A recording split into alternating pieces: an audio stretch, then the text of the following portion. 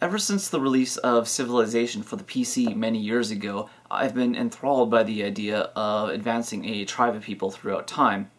The aspect of building a population, getting various achievements, has always had a very addictive quality to it.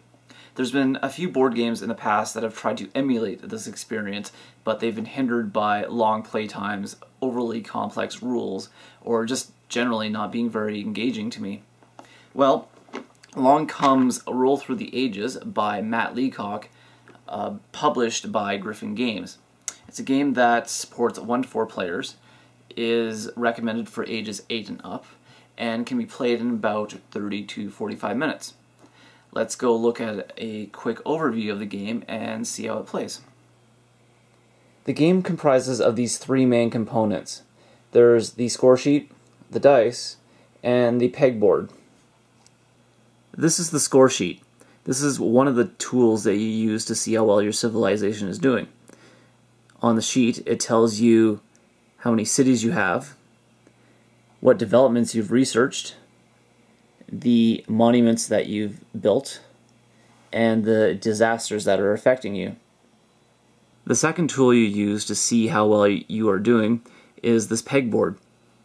On here, it shows you how much food you have to feed your people, and what resources you have to spend.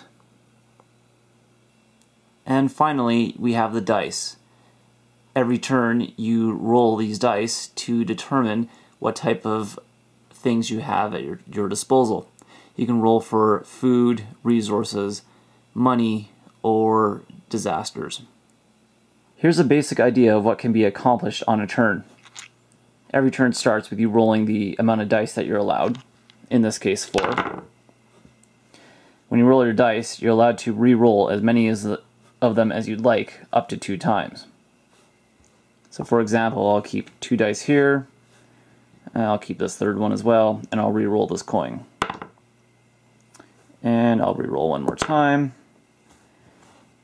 and then I just use the resources that I've been given. In this case, I have 6 food that I could use, and so that can be marked on the food tracker here. I have 1 pot, which is 1 resource, so I'll just move my resource marker up. And I also have 3 people, or workers, which I can use to fill in squares in my cities or in my monuments. So I'll do that here. 1, 2, 3, and I completed the step pyramid.